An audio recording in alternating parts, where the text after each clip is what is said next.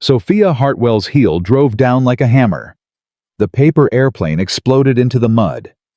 "Pathetic," she spat. "Just like this worthless town." A 7-year-old girl burst into tears. "You broke it! You broke my airplane!" The child's father stepped forward. Oil-stained hands, worn flannel, eyes hard as steel. "Pick it up." Sophia laughed. "Excuse me. I said pick it up, and apologize to my daughter. Do you have any idea who I am? I'm worth more than... I don't care if you're worth $1 billion. You made a child cry. Pick it up." 42 engineers had run from this woman. This mechanic wasn't running. Comment your city below. Let me see how far this story travels. Who the hell do you think you're talking to? Sophia's voice cracked across the dock like a whip. Nobody talked to her like this. Not the board members who feared her. Not the analysts who worshipped her. Not her ex-husband who'd learned to keep his mouth shut during their 8-year marriage. And certainly not some grease-covered nobody in a fishing town she couldn't even find on a map. Marcus Webb didn't blink, didn't move, just stood there with his crying daughter pressed against his leg, looking at Sophia like she was a broken engine he was figuring out how to fix. "I'm talking to a woman who just destroyed a little girl's work and called it pathetic," he said. "Now pick up the airplane." "It's garbage." "She spent 2 hours making it." "Then she wasted 2 hours." Emma's sobs grew louder.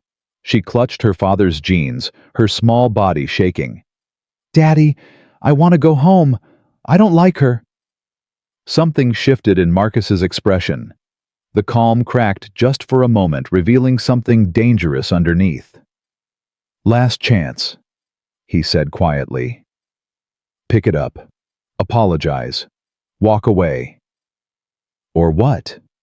Sophia stepped closer, using her height advantage in those ridiculous heels. "You'll hit me. Call the police.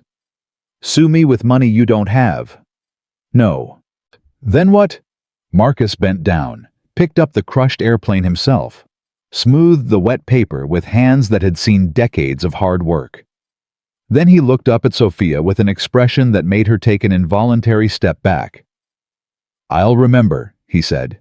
"That's all. I'll remember exactly who you are." For reasons she couldn't explain, those words hit harder than any threat. Sophia opened her mouth to respond, but nothing came out. Marcus turned his back on her, a deliberate insult she recognized instantly, and knelt before his daughter. "Hey, baby girl. Look at me." Emma raised her tear-streaked face. "She ruined it, Daddy. She ruined my airplane, and she didn't even say sorry." "I know. Some people forget how to be kind, but we don't forget, do we?" "No." "That's right. Now here's what we're going to do. After school, we'll make a new airplane. Bigger, better. We'll use the special paper Mommy liked. Sound good?" Emma sniffled. "The shiny paper. The shiniest." A tiny smile broke through the tears. "Okay, Daddy."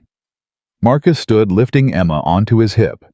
He started walking away without another glance at Sophia. She should have let him go, should have retreated to her yacht and forgotten this humiliating encounter ever happened. Instead, she heard herself call out, "Wait!" Marcus kept walking. "I said wait." He stopped, but didn't turn around. Sophia's heels clicked against the wooden dock as she approached. Each step felt like swallowing glass. She hadn't apologized to anyone in years. Hadn't needed to. Money insulated her from consequences, from accountability, from the basic human courtesies that governed ordinary people's lives. But something about this man's back, the rigid set of his shoulders, the protective way he held his daughter, made her feel small in a way her bank account couldn't fix. The word stuck in her throat. "I'm sorry." "About the airplane." Marcus turned slowly. His expression remained unreadable. "Tell her, not me." Sophia looked at Emma. The girl stared back with red-rimmed eyes full of distrust, a child's honest judgment impossible to buy or manipulate. "I'm sorry I stepped on your airplane," Sophia said. "It was wrong of me." Emma considered this for a long moment. Why did you do it? The simple question hit like a sledgehammer. Why did she do it? Because she was angry. Because 42 engineers had failed her. Because her ex-husband was probably laughing at her right now from his Manhattan penthouse. Because she felt powerless for the first time in her adult life, and crushing something small made her feel big again. I don't know, Sophia admitted. I've been having a very bad time lately, but that's no excuse. Emma's expression softened slightly. Daddy has bad times too, since Mommy went to heaven, but he doesn't step on things. The words landed like a punch to the gut. Emma. Marcus's voice held a gentle warning. It's true, Daddy. You cry sometimes when you think I'm sleeping, but you never break my stuff. Sophia felt something crack inside her chest. This child, this brutally honest little girl, had just exposed her in ways no business rival ever had. Your mother passed away, she asked Marcus, her voice softer now. 3 years ago. Cancer. I'm sorry. Thank you. An awkward silence stretched between them. Somewhere nearby, seagulls screamed. The morning fog was beginning to lift, revealing the massive yacht moored at the end of the dock. Emma pointed at it. Is that your boat? The one everyone says is broken? Sophia nodded. The Northern Star. Yes, it's mine. And yes, it's broken. Daddy can fix it. Emma. Marcus started. He fixes everything. He fixed Mrs. Henderson's tractor that the city people said was junk. He fixed Captain Miller's boat when everyone said buy a new one. He even fixed my music box. What music box? Sophia asked, genuinely curious despite herself. Mommy gave it to me before she went to heaven. It broke and I cried for 3 days, but Daddy fixed it. It plays Moon River now perfect every time. Marcus shifted uncomfortably. We should get you to school, baby girl. But Daddy, what about her boat? That's not our problem. But you always say we should help people, even people who are mean at first. You said that about Mr. Granger, and now he brings us fish every Sunday. Sophia watched this exchange with growing fascination. The dynamic between father and daughter was unlike anything in her experience. No manipulation, no power plays, just genuine love expressed through honest words. How much did you pay those 42 engineers? Marcus asked suddenly. Sophia blinked at the change in subject. Collectively about $300,000. Marcus whistled. And what did they conclude? Complete navigation system failure. Recommended total replacement. $2 million, 3 months minimum. Did any of them actually identify the root cause? They ran diagnostics for weeks, tested every component. Nobody could pinpoint why the system crashed. Marcus was quiet for a moment. Sophia could almost see the gears turning behind his eyes. What's the navigation system? He asked. Something called Atlas. Supposedly the most advanced autopilot AI on the market. State-of-the-art integration with GPS radar communications. Atlas. Something changed in Marcus's voice. Sophia caught it immediately, a tension that hadn't been there before. Yes, do you know it? I know of it. Then you know it's too sophisticated for a small-town mechanic to repair. The words came out harsher than she intended. Old habits. Marcus's expression flickered not with anger, but with something else. Recognition, maybe. Or memory. Maybe, he said. Maybe not. What's that supposed to mean? It means I'll take a look. No promises. No guarantees. Just a look. Sophia stared at him. You're serious. I don't joke about work. Why would you help me, after how I treated you, after what I did to your daughter? Marcus glanced down at Emma, who was watching the conversation with intense interest. Because my daughter thinks I can fix anything, he said simply, and I never want to give her a reason to doubt that. The afternoon sun hung low when Marcus and Emma returned to the marina. School had ended at 2:30, By 3 o'clock, they were walking up the Northern Star's gangplank. Sophia met them on deck. She'd changed clothes, simple slacks, and a blouse now practical instead of performative. "You actually came," she said. "Told you I would." People say things they don't mean all the time. I'm not people. Emma tugged at Marcus's hand. "Can I see the captain's wheel? Please, please, please." Sophia almost smiled. Almost. "I did promise, didn't I? Come on. I'll show you the bridge while your father looks at the boring technical stuff." "It's not boring," Emma protested. "Daddy makes machines talk. That's what Mommy used to say. He listens and they tell him what's wrong." Sophia looked at Marcus with new curiosity. "Makes machines talk." My wife had a poetic way of describing things. She sounds like she was special. She was everything. The simple statement carried the weight of a cathedral. Sophia felt her throat tighten unexpectedly. "This way, Emma," she said, reaching for the child's hand. "Let's find that captain's wheel." Alone in the yacht's technical center, Marcus felt the past crash into him like a rogue wave. He knew this system, not just conceptually, intimately. Every circuit pathway, every code architecture, every elegant solution to problems that had seemed unsolvable. Because he'd designed it. Atlas wasn't just something called Atlas. It was his life's work, his masterpiece. The navigation AI he'd spent 7 years perfecting at SkyTech Dynamics, before Claire got sick, before he'd walked away from everything, before he'd buried his genius in a small-town repair shop and pretended to be ordinary. His hands trembled slightly as he opened the main access panel. 3 years since he'd touched this technology. 3 years since he'd sold his patents to SkyTech and signed a non-compete agreement in exchange for the freedom to disappear. 3 years since he'd held Claire's hand in that hospital room and promised her he was done with that world forever. "Forgive me, sweetheart," he murmured. "Just this once."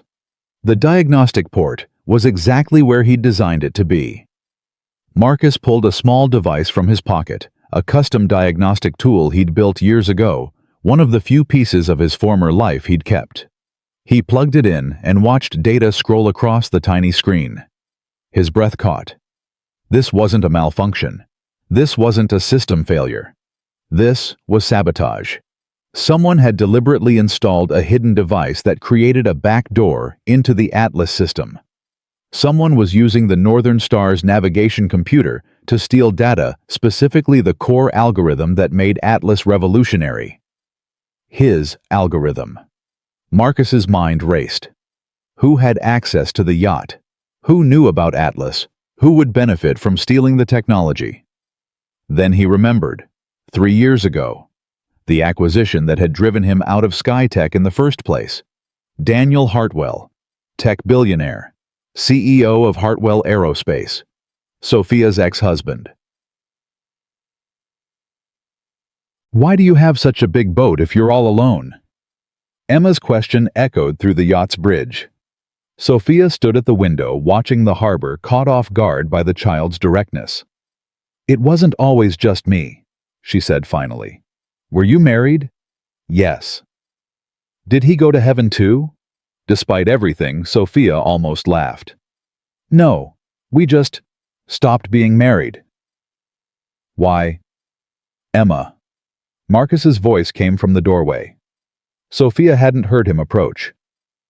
"That's a personal question." "But you said asking questions is how we learn things."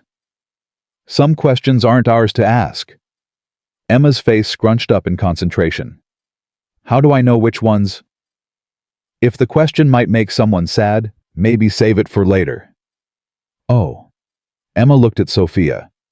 "Did my question make you sad?" Sophia considered the honest answer.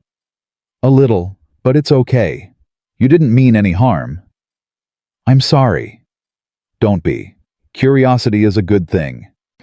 Marcus crossed the bridge, his expression troubled. Sophia recognized that look. She'd seen it on the faces of lawyers delivering bad news, accountants revealing financial problems, doctors preparing patients for difficult conversations. "Emma, Why don't you go explore that cabinet over there? Marcus suggested. I think I saw some interesting nautical maps. Really? Can I? Just be gentle with them. Emma scampered off, immediately absorbed in her new discovery. Marcus moved closer to Sophia, lowering his voice. We need to talk. Privately. What did you find? Not here. Not with Emma nearby. Sophia felt a chill run down her spine. That bad? Worse. They found privacy in the yacht's study, while Emma remained happily occupied on the bridge. Marcus closed the door and turned to face Sophia with an expression that had transformed from troubled to grim. The navigation system wasn't malfunctioning, he said. It was sabotaged. What? Someone installed a device that creates a backdoor into the Atlas computer. They've been using your yacht to steal data, specifically the core algorithm that makes the system work. Sophia's mind reeled. Who would? She stopped mid-sentence as the answer crashed into her. Daniel. Your ex-husband. How did you? Hartwell Aerospace acquired Skytech Dynamics 3 years ago. Atlas was developed at Skytech. The acquisition was controversial. There were patent disputes, allegations of technology theft. Sophia stared at him. How do you know all this? Marcus was silent for a long moment. Because I designed Atlas, he said finally. I was the lead engineer at Skytech. I created the algorithm Daniel is trying to steal. The revelation hit Sophia like a physical blow. She actually took a step backward. You designed? I left 3 years ago when my wife got sick. Sold my patents, signed a non-compete, disappeared. I thought I was done with that world. But Daniel wanted the algorithm I never sold. The original code that makes Atlas actually work. Without it, he's got a shell. An expensive shell, but still just a shell. Sophia's legs felt weak. She gripped the edge of the desk for support. He gave me this yacht, she said slowly. Wedding present. 8 years ago. When did the navigation system get upgraded? 6 months before the divorce. Daniel insisted on it. Said he wanted me to have the latest technology. She laughed bitterly. God, I'm such an idiot. He was using me. Using my yacht. Using our marriage. To steal technology he couldn't legally obtain. The Navy contract. Sophia's voice dropped to a whisper. He's been bragging about it for months. $3 billion. Revolutionary navigation system. The whole deal depends on proving Hartwell Aerospace developed the technology in-house. Which he can't do, because I developed it. And if the algorithm is stolen, the Navy deal collapses. Hartwell Aerospace loses billions. Daniel's empire crumbles. They stood in silence, the weight of the revelation settling around them like ash. What do we do? Sophia asked finally. Marcus's jaw tightened. We have evidence of corporate espionage, of sabotage that endangered your safety. If the Navy learns the truth, Daniel will destroy us both before we get the chance to talk. Then we need to be smarter than him. Sophia studied this man, this small-town mechanic, who was secretly a genius engineer, this widowed father who'd given up everything for his family, this stranger who'd somehow become her ally against the most dangerous man she'd ever known. Why are you helping me? She asked. You could walk away, take Emma, disappear back into your quiet life. Daniel doesn't even know you're involved. Marcus thought of Claire. Of her final words. Of the promise he'd made to protect what mattered, no matter the cost. Because my daughter believes I can fix anything, he said. And some things are too broken to ignore. From the bridge, Emma's voice called out, Daddy, I found a map with sea monsters on it. Can we look for sea monsters? Despite everything, Marcus smiled. Coming, baby girl. He moved toward the door, then paused. Get some rest tonight, he told Sophia. Tomorrow we plan. And Mrs. Hartwell. Yes. Whatever happens next, you're not alone anymore. He left before she could respond. Left her standing in the study with tears she couldn't explain streaming down her face. For the first time in 3 years, Sophia Hartwell didn't feel alone, and that terrified her more than Daniel ever had. Marcus didn't sleep that night. He lay in bed staring at the ceiling, while Emma breathed softly in the room next door, her small body curled around the stuffed whale she'd had since birth. The music box sat on her nightstand, Claire's final gift playing Moon River on a loop until Emma drifted off. Every note was a knife in his chest. 3 years of hiding, 3 years of pretending to be nobody special, 3 years of convincing himself that the past was truly past.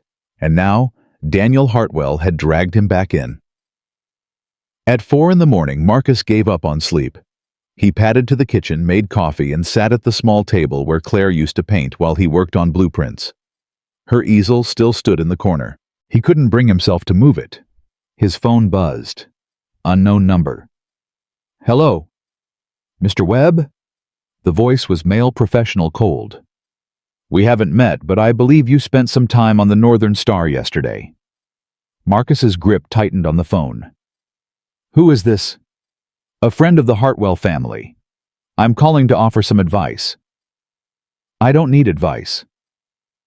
"I think you do. You have a daughter, Mr. Webb. Emma, 7 years old. Attends Crescent Cove Elementary. Favorite color is purple. Favorite food is her grandmother's chocolate chip pancakes." Every muscle in Marcus's body went rigid. "If you touch her..." "Nobody wants to touch anyone, Mr. Webb. That's the point. We're all civilized people here. I'm simply suggesting that you focus on your repair business and forget whatever you think you saw on that yacht. And if I don't, then I can't guarantee Emma's school bus will arrive on time tomorrow, or the next day, or ever." The line went dead. Marcus sat motionless, phone still pressed to his ear, rage and fear warring in his chest. They knew about Emma. They'd researched her. They were threatening a 7-year-old girl to protect a stolen algorithm. His hands were shaking when he dialed Sophia's number. She answered on the second ring. "Marcus, it's 4 in the morning. They called me." "What, who called you?" "Someone from Hartwell. They threatened Emma." Silence. Then, "I'm coming over." "No, stay on the yacht. It's not safe for you to be seen."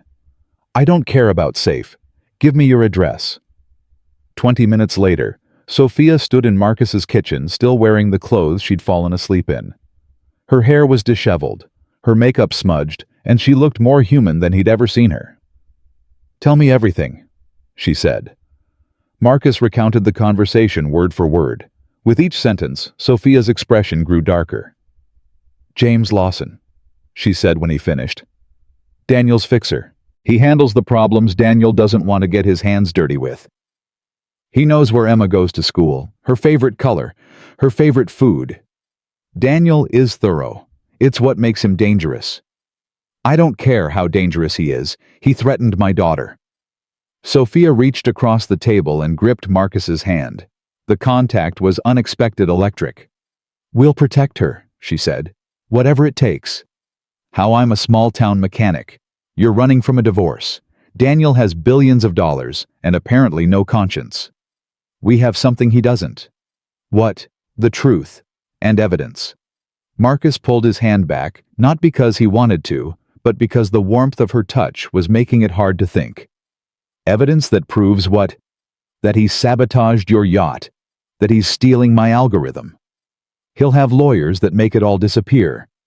He'll claim the device was installed without his knowledge. He'll throw James Lawson under the bus and walk away clean. Not if we can prove a pattern. Daniel acquired Skytech 3 years ago. There were patent disputes, right? Former employees who disagreed with how the acquisition was handled." Marcus nodded slowly. "Several engineers refused to transfer their work. They cited clauses in their contracts protecting intellectual property they'd developed independently." "What happened to them?" "Most settled out of court, signed NDAs, took the money and disappeared." "But not all," Marcus thought back. "There was one, Rachel Torres. She was my second in command on the Atlas project. She refused to settle. Said Daniel was building his empire on stolen ideas and she wouldn't be silenced. What happened to her? She filed a lawsuit. It was going well, she had documentation, witnesses, evidence. Then suddenly she withdrew, dropped everything, moved to Canada, and never spoke publicly about Skytech again. Sophia's eyes narrowed. Daniel got to her. That's what I always suspected, but I was dealing with Claire's illness. I didn't have the bandwidth to fight that battle. We need to find Rachel Torres. Even if we do, she's probably bound by whatever agreement Daniel forced her into.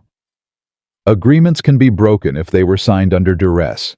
And I know people, lawyers who specialize in exactly this kind of corporate intimidation. Marcus studied Sophia's face. The desperation from yesterday was still there, but something else had emerged alongside it. Purpose. Fight. Why are you doing this? He asked. Really? This is dangerous. Daniel could destroy you. He already destroyed me. 8 years of marriage, and I was nothing but a prop. A trophy wife who looked good at corporate events. I thought I was his partner. Turns out I was his cover. Cover for what? For everything. While I was building my own career hosting charity galas pretending we had a real marriage, he was running schemes I never knew about. The yacht, the upgrades, the technology, it was all part of something bigger. Something I was too blind to see. Her voice cracked on the last word. Marcus recognized that sound, the breaking point where pride finally surrendered to pain. You're not blind, he said quietly. You're human. We all miss things when we're too close. I should have seen it. All those late nights he claimed were work. The trips that didn't add up. The way he looked at me toward the end, like I was a problem to be managed instead of a person to be loved. Claire used to say that love makes us stupid. She meant it as a compliment. She said stupidity was the price of actually feeling something real. Sophia wiped her eyes roughly. She sounds wonderful. She was. Every day I wonder what she'd think of me now, hiding in this town, running from everything I built. You're not running anymore. The words hung in the air between them. No, Marcus agreed. I'm not. A small voice interrupted from the doorway. Daddy? Why is the princess lady here? Emma stood in her pajamas, rubbing sleep from her eyes. She didn't seem alarmed, just curious. Marcus crossed the room and scooped her up. Mrs. Hartwell came to talk about fixing her boat. Remember, at nighttime. Grown-ups sometimes have to talk about boring stuff when kids are sleeping. Emma peered over his shoulder at Sophia. Are you okay? Your eyes are red. Sophia managed a smile. I'm fine, sweetheart. Just tired. Daddy's eyes get red when he's tired too. Or when he misses Mommy. Emma. Marcus's voice held a gentle warning. It's okay, Sophia said, standing. Your daddy is allowed to miss your mommy. That's what happens when you love someone very much. Emma considered this. Do you miss someone too? I used to think I did. Now I'm not so sure. That's sad. Yes, baby girl, it is. The simple exchange was interrupted by Marcus's phone buzzing again. He tensed, expecting another threatening call, but it was Mike Brennan's number. Mike, it's early. Early for normal people. For fishermen, this is practically lunch. Listen, there's a guy asking around town about you. City type. Expensive suit doesn't fit in. He was at the cafe when I opened asking Barbara questions about your workshop, your schedule, your daughter's school. Marcus's blood ran cold. What did Barbara tell him? Nothing. You know Barbara, she's been fending off nosy tourists since before you were born. But this guy isn't a tourist, Marcus. He's got a look. The kind of look people get when they're used to making problems disappear. Thanks, Mike. Keep your eyes open. What's going on? Are you in trouble? Marcus looked at Sophia, at Emma, at the life he'd built from the ashes of his old one. I don't know yet, but I'm going to find out. He ended the call and met Sophia's eyes. "James Lawson is in town," he said, asking questions. "Then we need to move faster than I thought." Emma tugged at Marcus's shirt. "Daddy, who's James Lawson?" "Nobody you need to worry about, baby girl." "But you look worried." Marcus forced his expression to soften. "I'm fine, just thinking about a tricky problem." "On the princess boat." "Something like that." "Can I help? I'm good at problems. Mrs. Patterson says I think outside the box." Despite everything, Marcus laughed. It was impossible not to when Emma looked at him with those earnest eyes so much like Claire's that it sometimes stopped his heart. "Tell you what, today's going to be a special day. Instead of school, you're going to spend time with Grandma." Emma's face lit up. "Really? But you always say school is important." "It is, but family is more important. And Grandma hasn't seen you in 2 weeks. Will there be chocolate chip pancakes?" "I guarantee it." Within an hour, Marcus had called his mother, explained a heavily edited version of the situation, and delivered Emma to the small house on the edge of town where he'd grown up. Helen Webb asked no questions she'd learned long ago that her son would share when he was ready, but her eyes were sharp as she watched him leave. "Be careful, Marcus." "Always, Mom." "I mean it. Whatever trouble you're walking into, don't forget what you're walking away from. That little girl needs her father." "I know." Claire would say the same thing. "I know that too." Back in his truck, Marcus found Sophia waiting. She'd changed into something less conspicuous: jeans and a borrowed sweater that must have come from his closet. "Your mother seems formidable," she observed. "She raised 3 sons in a fishing town. Formidable is in her blood." "Emma's safe. For now. But we need to deal with this, permanently." Sophia nodded. "I made some calls while you were inside. My attorney in New York. George Chen, he's been digging. Daniel's Navy contract has a verification clause. Any technology delivered must be proven to have been developed entirely in-house with no outstanding claims or disputes. Standard for government contracts. Right. But George found something else. The Navy requested additional proof of origin 2 days ago. Someone raised concerns about the algorithm's authenticity." Marcus's eyebrows shot up. "Who?" "Anonymous tip. George couldn't trace it." "Rachel Torres." "Maybe. Or someone else inside Hartwell who has a conscience." "Either way, Daniel knows the walls are closing in. That's why he sent Lawson. That's why he's escalating." They drove toward the harbor in tense silence. The Northern Star sat where they'd left it, gleaming in the morning light. But something was different. A black SUV was parked at the end of the dock, and a man in a tailored suit stood at the gangplank, arms crossed, waiting. "Lawson." Sophia set her voice tight. "Stay in the truck." "The hell I will. This is my yacht. My problem." "Sophia. Don't. I've spent 8 years letting men make decisions for me. That's over." She was out of the truck before Marcus could stop her. He had no choice but to follow. James Lawson smiled as they approached. It was a professional smile, practiced and empty, the kind you learned in business school or prison. "Mrs. Hartwell, what a pleasure to finally meet the woman who's causing so much trouble." "Mr. Lawson, I'd say the same, but my mother taught me not to lie." The smile flickered. "Witty. Daniel mentioned you had a sharp tongue, among other attributes." "What do you want?" "Direct. I appreciate that."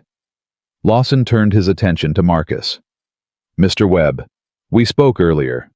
I hope you've had time to consider my advice." Marcus stepped forward until he was inches from Lawson's face. "You threatened my daughter." "I offered a perspective on priorities. There's a difference. Touch her. Think about touching her, and I'll dismantle everything Daniel's built. Piece by piece. I know that algorithm better than anyone alive. I know exactly how to prove he stole it." Lawson's smile didn't waver, but something shifted in his eyes. A calculation being made. "That would be very unwise, Mr. Webb. Daniel Hartwell has resources you can't imagine. Legal, financial, personal. I don't care about his resources. You should, because right now those resources are entirely focused on making this problem disappear. And I'm afraid, Mrs. Hartwell, you've become a problem. Sophia stepped forward, matching Marcus's intensity. I've been a problem my whole career, James. Ask anyone on Wall Street. They'll tell you I don't back down, I don't give up, and I don't lose. You lost your marriage. I escaped a fraud. There's a difference. The dock around them was beginning to fill with morning activity. Fishermen preparing boats. Workers loading cargo. Witnesses Marcus realized to whatever happened next. Lawson noticed too. His professional smile tightened. Perhaps we should continue this conversation somewhere more private. No, Marcus said. We're done talking. You can tell Daniel that we have evidence of the sabotage device. We have documentation linking the Atlas algorithm to my work at Skytech. And we have contacts at the Navy who are very interested in how Hartwell Aerospace developed their revolutionary technology. It was a bluff mostly. They didn't have Navy contacts yet. But the flash of uncertainty in Lawson's eyes told Marcus it had landed. You're making a serious mistake. Maybe. But it's my mistake to make.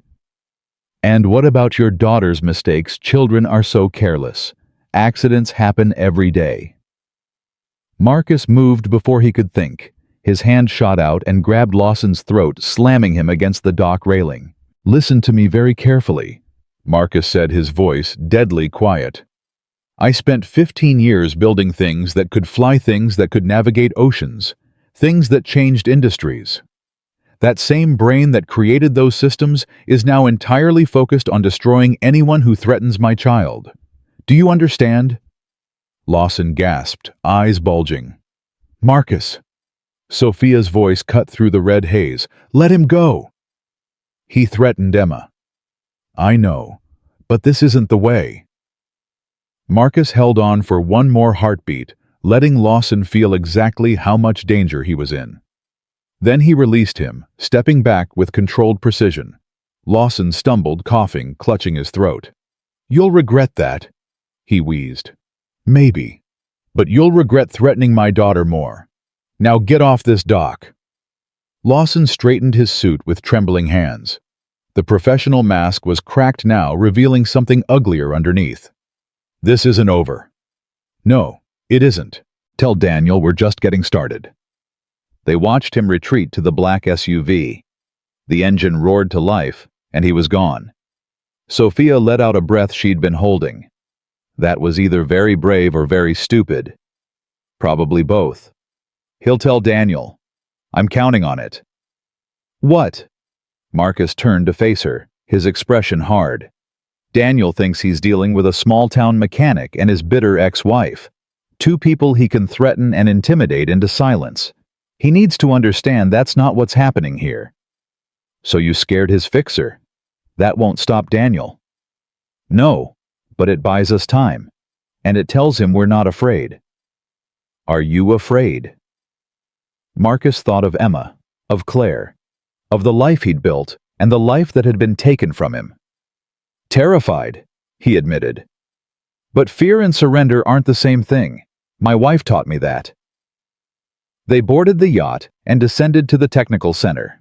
Marcus retrieved the sabotage device from where he'd hidden it, examining it under better light. This is sophisticated, he said. Military-grade components. Custom firmware. Someone spent serious money having this built. Can you trace it? The hardware, maybe. Every manufacturer leaves signatures. Serial numbers, production codes, supply chain markers. He turned the device over in his hands. Give me a few hours. I might be able to tell you exactly where this came from. And if we can prove Hartwell Aerospace commissioned it, then Daniel's problems get a lot worse. Sabotaging your own ex-wife's yacht to steal technology. That's not just corporate espionage. That's criminal endangerment. If you'd been at sea when the system crashed. I know. Sophia's voice was quiet. I've thought about it. If the weather had been worse, if I'd been farther from shore, I could have died. Daniel was willing to risk that to get my algorithm. Daniel doesn't see risk the way normal people do. He sees obstacles, and obstacles get removed. Marcus set down the device and met her eyes. Then we need to become an obstacle he can't remove. The next several hours passed in intense focus. Marcus worked on tracing the sabotage device while Sophia coordinated with her attorney in New York, building the legal framework they'd need to challenge Daniel's empire. Around noon, Mike Brennan arrived with sandwiches and news. "Lawson's still in town," he reported. "Checked into the Harbor Inn. Asked the front desk about boat rentals and surveillance equipment." "He's not giving up," Sophia said. "Worse, he's digging in." Marcus bit into his sandwich without tasting it. His mind was churning through scenarios, calculating moves and countermoves like a chess game with life or death stakes. "We need Rachel Torres," he said finally. If she'll confirm what Daniel did to her, it establishes a pattern. It shows the Navy that this isn't a one-time dispute. It's how Daniel operates. "I can have Georgia's investigators start looking," Sophia offered. "But Canada's a big country." "Start with Vancouver. Rachel had family there. A sister, I think." Mike leaned against the doorframe, arms crossed. "Not to interrupt the spy games, but what happens when Daniel realizes you're actually fighting back? A guy like that, he's got options you don't." "What kind of options?" Sophia asked. "Private investigators, security firms, people who can make evidence disappear or create it where none exists. I've read about these tech billionaires. They play by different rules." "He's right," Marcus admitted. "Daniel could fabricate anything, frame us for crimes we didn't commit, bury us in legal battles that drain every penny we have. Then we need to strike before he can, release the information we have, make it public. Without proof that Daniel ordered the sabotage, it's just accusations. He'll spin it as a bitter ex-wife and a disgruntled former employee trying to extort him." Sophia slammed her hand on the table. "So, what do we do? Just wait for him to destroy us?" The frustration in her voice echoed Marcus's own feelings. They had evidence, but not enough. They had motivation, but not strategy. They had each other, but against Daniel Hartwell's empire that felt like bringing a knife to a nuclear war. "We need to get inside his operation," Marcus said slowly. "Find someone willing to talk. Someone who knows what Daniel's really doing and can prove it." "You mean a whistleblower?" "I mean an ally. Someone on the inside who's seen too much and can't stay silent anymore." The anonymous tip to the Navy, Sophia realized. Someone already tried to expose him. Exactly. We need to find out who and convince them to finish what they started. The afternoon sun was fading when Marcus's phone rang. Unknown number again. He answered with his jaw clenched, expecting Lawson's cold voice. Instead, he heard a woman. Nervous. Speaking barely above a whisper. "Is this Marcus Webb? Who's asking? My name doesn't matter. What matters is that I know what you're trying to do, and I want to help." Marcus gestured to Sophia, putting the phone on speaker. "Help how? I work at Hartwell Aerospace. I was part of the team that integrated Atlas into the Navy proposal. I know the algorithm wasn't developed in-house. I have emails, memos, internal documents that prove it." "Why are you telling us this?" "Because Daniel Hartwell is a monster, and monsters need to be stopped." Marcus and Sophia exchanged glances. "How do we know this isn't a trap?" he asked. "You don't. But you're running out of options and I'm running out of time. Daniel's security team is suspicious. If they find out I've been copying files..." "Where can we meet?" "Not in person. Too risky. I'll send you what I have through an encrypted channel. But Mr. Webb, Mrs. Hartwell, be careful. Daniel knows you're fighting back. And when Daniel feels threatened, he doesn't just defend, he destroys." The line went dead. Sophia stared at the phone. Was that real? It felt real. Or it's Daniel setting a trap, feeding us fake information so he can discredit everything we say. Possible, but what choice do we have? The question hung in the air as evening settled over Crescent Cove. Somewhere in this small town, James Lawson was watching and waiting. In New York, Daniel Hartwell was plotting his next move. And in a grandmother's kitchen, a 7-year-old girl was eating chocolate chip pancakes, blissfully unaware that her father's past had finally caught up with him. Marcus looked at Sophia, this woman he'd known for barely 2 days, who had stumbled into his life and turned everything upside down. "Whatever happens next," he said, "we do it together." She reached across the table and took his hand. This time neither of them pulled away. "Together," she agreed. Outside, the first stars were appearing over the harbor. The northern star rocked gently at its mooring, keeping its secrets for one more night. But secrets, Marcus knew, never stayed buried forever. And Daniel Hartwell's secrets were about to explode. The encrypted files arrived at midnight. Marcus sat hunched over his laptop in the yacht's study, Sophia beside him, both of them holding their breath as the download completed. Hundreds of documents, thousands of emails, internal memos dated back 3 years, tracing a systematic campaign to acquire technology that didn't belong to Hartwell Aerospace. "My God," Sophia whispered, scrolling through the first batch. "He documented everything." "Arrogance," Marcus said. Daniel never thought anyone would have the guts to expose him. One email chain stood out.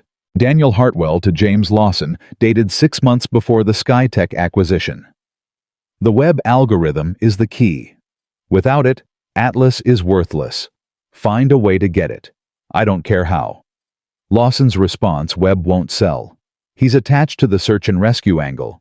Says he designed it to honor his brother." Daniel's reply: "Everyone has a price. Find his. And if he won't sell, find another way." Marcus's hands trembled as he read. His brother Thomas had died in a Coast Guard helicopter crash when Marcus was 23. The navigation system had failed in a storm, sending the chopper into the ocean. All 4 crew members lost. Marcus had spent the next 15 years designing technology that would prevent that from ever happening again. Atlas wasn't just an algorithm. It was Thomas's memorial, his legacy, and Daniel Hartwell had tried to steal it. "There's more," Sophia said, pulling up another chain. "Look at this." The emails detailed a deliberate strategy to pressure SkyTech engineers into surrendering their intellectual property. Threats, bribes, legal intimidation. One by one, Daniel had broken them down until only Rachel Torres remained. The final email in the chain was chilling. "Torres is becoming a liability. Handle it." Lawson's response: "Understood. She'll be on a plane to Vancouver by Friday. Permanent relocation. She won't be a problem again." "Permanent relocation?" Sophia repeated. "What does that mean?" "It means Daniel didn't just pay her off. He forced her out, made her disappear." "Is she alive?" "I don't know. But we need to find out." Marcus pulled out his phone and dialed George Chen's number. The attorney answered on the 3rd ring, his voice groggy with sleep. "It's 2 in the morning, Marcus. We have the files, everything. Daniel documented his entire operation."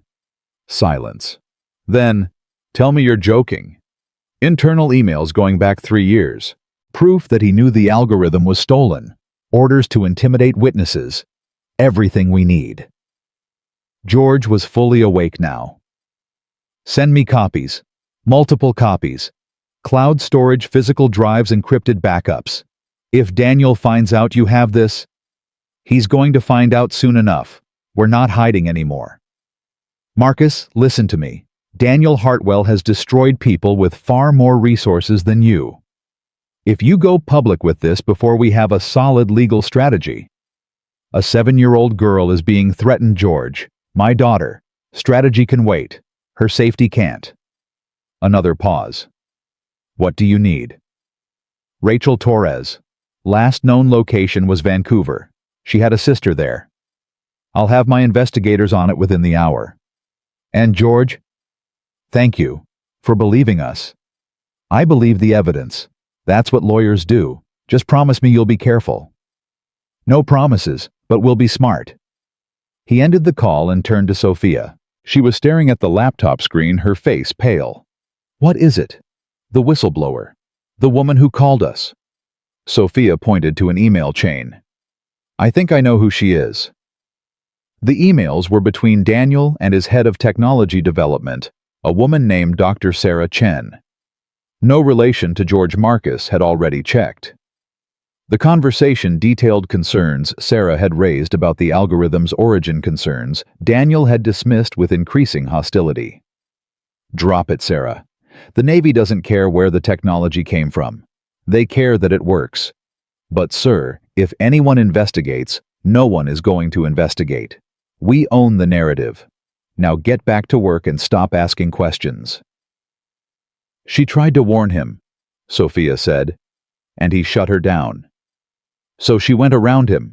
The anonymous tip to the Navy, the call to us. She's been fighting from the inside. And if Daniel finds out, a new email notification flashed on the screen. Unknown sender. Subject line. They know. Marcus opened it. 2 words. Run. Now. His phone rang. Unknown number. Hello? Mr. Webb. Sarah Chen's voice, but different now. Panicked. They found my files. Security is coming. You have to get out of there. Where are you? Doesn't matter. I'm already dead. But you can still finish this. The Navy Verification Committee meets tomorrow at 9 a.m. Admiral Patricia Morrison is the chair. Get her the evidence. She's the only one who can stop this. Sarah, where are you? We can help. There's no helping me now. Just promise me it wasn't for nothing. Promise me Daniel doesn't win. I promise. The line went dead. Marcus grabbed Sophia's arm. We need to move. Now. What happened? They found Sarah. Daniel knows we have the files. But the yacht, we can't just... The yacht is exactly where we're going. It's the only place we can control. The only place we can defend. They moved through the harbor with desperate speed. The Northern Star loomed ahead, her hull gleaming under the dock lights.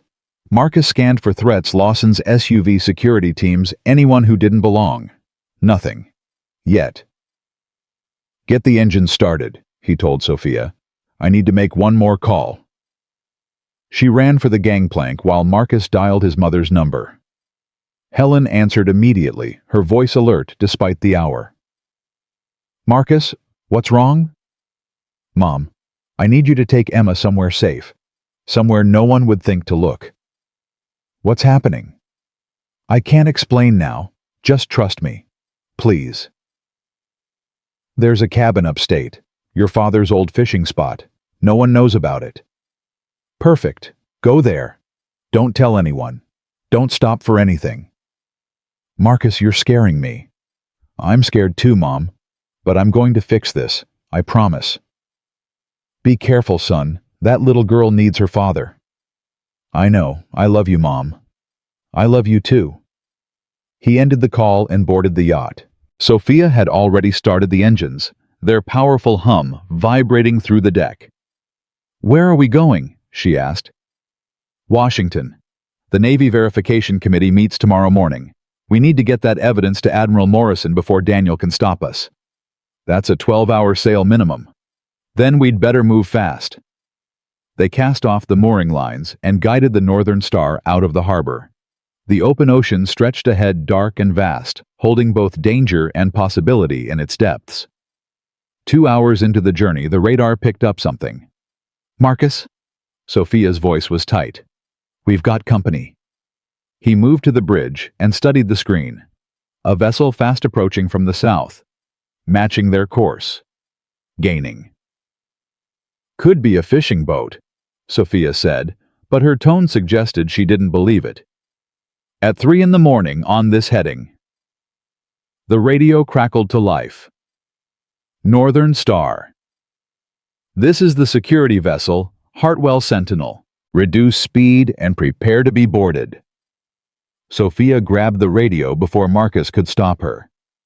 Hartwell Sentinel, this is a private vessel in international waters. You have no authority to board. Mrs. Hartwell. Daniel's voice now smooth and cold. Did you really think you could run, that you could steal my property and disappear? Your property. You mean the technology you stole from Marcus. The evidence I have that proves you're a fraud. Evidence can be destroyed.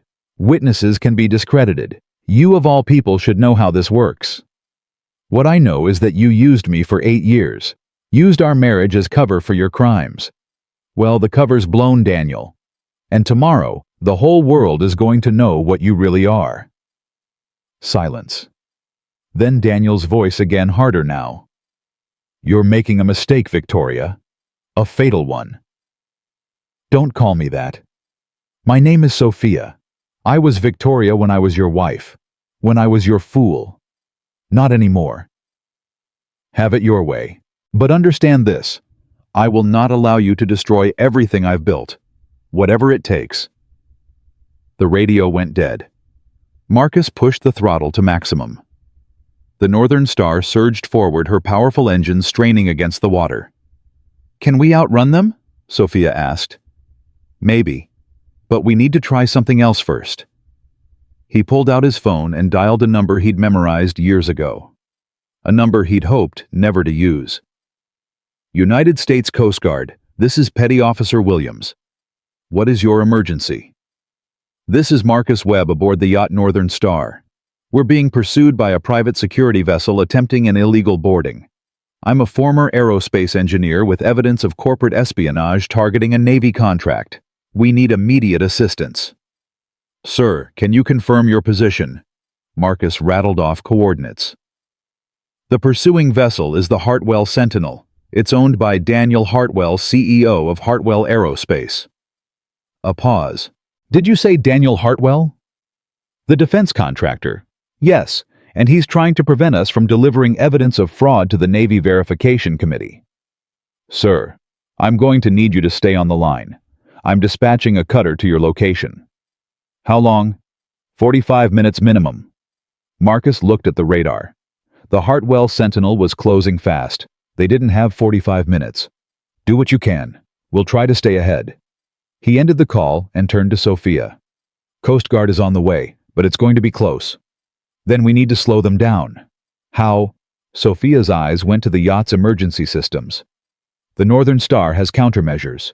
Flares spotlights emergency beacons, designed to deter pirates. Daniel's not a pirate. Tonight he is. They worked together, activating every deterrent the yacht possessed. Blinding spotlights swung toward the pursuing vessel. Emergency flares shot into the sky, painting the darkness with red and orange. Distress beacons screamed their location to every ship within 50 miles. The Hartwell Sentinel slowed momentarily, confused by the chaos. It's working, Sophia breathed. Not for long. Look. The Sentinel was adjusting course, circling around to approach from a different angle. Professional. Calculated. Whatever crew Daniel had hired, they weren't amateurs. We need more time, Marcus said. Keep them busy. I have an idea. He dove below deck to the navigation center. The sabotage device was still there, disconnected but intact. Marcus grabbed it and connected it to his laptop, fingers flying across the keyboard. What are you doing? Sophia's voice came through the intercom, turning Daniel's weapon against him. This device was designed to transmit data from the yacht's systems. I'm going to use it to broadcast everything, every file, every email, every piece of evidence to every frequency I can reach. Coast Guard, Navy, commercial ships, news networks, anyone who's listening. Can you do that? I designed this technology. Remember, I know exactly what it can do. Minutes passed. The Sentinel continued its pursuit, closing the gap despite their best efforts. Marcus worked frantically, reprogramming the device, preparing the broadcast. Marcus, they're almost on us. Almost ready. We don't have almost. We have now. He made a final connection and hit transmit. The device hummed to life, sending gigabytes of evidence streaming into the digital ether. Coast Guard frequencies, emergency channels, public networks. Within minutes, Daniel Hartwell's crimes would be broadcasting to half the eastern seaboard. It's done, Marcus said, climbing back to the bridge.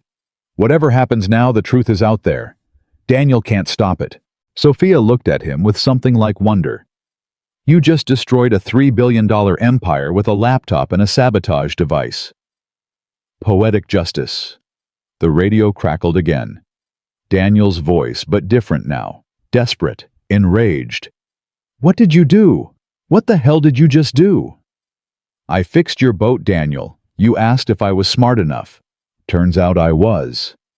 You have no idea what you've done.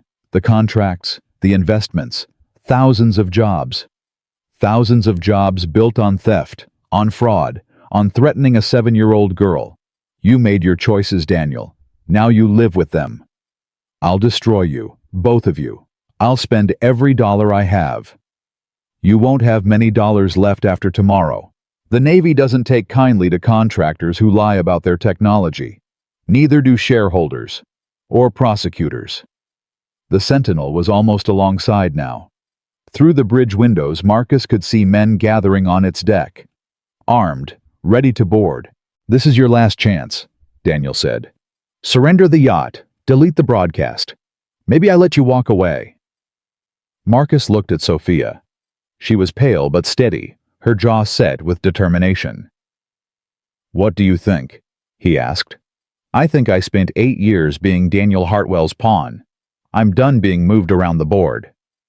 Marcus keyed the radio. Sorry, Daniel. Surrender isn't in my vocabulary. Then you've killed yourselves. The first grappling hook arced through the air, catching the Northern Star's railing with a metallic clang. More followed. Men began climbing. The cabin, Marcus said. Now. They retreated from the bridge, sealing doors behind them. The yacht's internal security systems engaged locks, cameras, alerts. It wouldn't stop a determined boarding party, but it would slow them down. There's a safe room, Sophia said.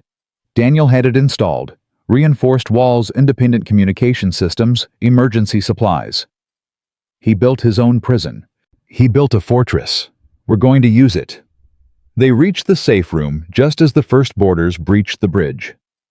Inside, Marcus found exactly what Sophia had described, a reinforced compartment with its own radio satellite phone and video feeds showing every corner of the yacht. Through the cameras, they watched armed men sweep through the Northern Star, searching cabin by cabin. They'll find us eventually, Sophia said, but not before help arrives. Marcus grabbed the satellite phone and dialed Admiral Morrison's direct line, a number George had provided an hour ago, pulled from sources the attorney declined to name. Admiral Morrison's office. This is Marcus Webb. I have evidence of fraud in the Hartwell Aerospace Navy contract. The evidence has already been broadcast to Coast Guard and news frequencies, but I need to confirm the Admiral receives it directly. Sir, do you have any idea what time it is? I have a very good idea. I also have armed men boarding my yacht right now sent by Daniel Hartwell to prevent exactly this call. So I'd appreciate if you'd wake the Admiral. A pause. Muffled voices. Then a new voice, sharp and commanding. This is Admiral Morrison. Talk fast. Admiral, I'm the engineer who designed the Atlas algorithm, the one Hartwell Aerospace claims they developed in-house. I have documentation proving they stole it. Internal emails, memos, orders to intimidate witnesses. Everything is being broadcast right now to multiple frequencies. I'm aware. My staff has been fielding calls for the last 20 minutes. Then you know Daniel Hartwell is a fraud. What I know is that I have a verification committee meeting in 6 hours and a $3 billion contract on the line. I need more than broadcast allegations. Check the frequency logs. Everything you need is there. The original Atlas code, my patents, the acquisition documents, proof that Hartwell never legally obtained the technology. Another pause, voices conferring. Mr. Webb, where exactly are you? Aboard the yacht Northern Star. Currently being boarded by Hartwell security forces attempting to suppress this evidence. Boarded. You're being attacked. Armed men, Admiral. At least 6 of them. My companion and I are in a safe room, but it won't hold forever. Coast Guard is already en route. I'm authorizing them to treat this as a hostile boarding situation. Thank you. Don't thank me yet. If your evidence doesn't hold up, you'll be facing charges of your own. It'll hold up. I built that algorithm. Every line of code has my fingerprints on it. Then God help Daniel Hartwell, because the Navy doesn't take kindly to being defrauded. The call ended just as a massive impact shook the safe room door. On the video feed, Marcus saw 3 men with a battering ram working to breach their refuge. "They're coming through," Sophia said, her voice tight but controlled. "Then we make our stand here." "With what?" "We don't have weapons." "We don't need weapons. We have the truth. And in about 30 minutes we're going to have the United States Coast Guard." The battering continued. The door groaned but held. Whoever had designed Daniel's safe room had done excellent work. 20 minutes, Marcus said, watching the video feed. "That's all we need." "They're getting through. Look." A crack appeared in the door's reinforcement. The next impact widened it. "Sophia." Marcus turned to face her, taking her hands. "If this doesn't work, don't. If it doesn't work, I need you to know something." "Marcus, I was dead inside when you showed up in Crescent Cove. 3 years of going through the motions, fixing things because it was all I knew how to do, raising Emma because she was all I had left. But I wasn't living, not really. This isn't the time. It's exactly the time, because in the last 3 days, you reminded me what it feels like to fight for something, to care about something beyond just surviving. Whatever happens next, I needed you to know that." Sophia's eyes glistened. "You stupid, stubborn, brilliant man? Is that a compliment? It's the truth. And here's mine. I spent 8 years with a man who saw me as property, a trophy, a useful accessory to his ambitions. 3 days with you, and I finally understand what partnership actually means." Another impact. The door buckled. "They're through in less than a minute," Marcus said. "Then we face them together. Together." They positioned themselves behind the room's heavy table, the only barrier left between them and Daniel's men. The door gave one final groan and burst inward. James Lawson stepped through first, his cold professional smile firmly in place. "Mr. Webb, Mrs. Hartwell, I believe this game is over." "Not quite," Marcus replied. "The evidence is already broadcasting. Whatever you do to us, the truth is out there. Evidence can be disputed. Witnesses can be discredited. As for you two, accidents happen at sea, a tragic fire, a gas leak. The Coast Guard will find debris, maybe bodies, maybe not. Either way, the narrative will be ours. You're going to murder us. Murder is such an ugly word. I prefer risk mitigation." He raised his hand, signaling the men behind him. And then the world exploded with light and sound. Flares burst through the yacht's windows. Spotlights swept across the deck. A voice boomed through a loudspeaker. "This is the United States Coast Guard. All hands on deck immediately. This vessel is now under federal jurisdiction." Lawson's face went white. "Impossible. They couldn't be here this fast." "I called them an hour ago," Marcus said, allowing himself a small smile. "While you were chasing us. They've been tracking our position ever since." "You're bluffing." "Am I?" The sound of boots on the deck above. Commands shouted, the unmistakable authority of federal officers taking control of a situation.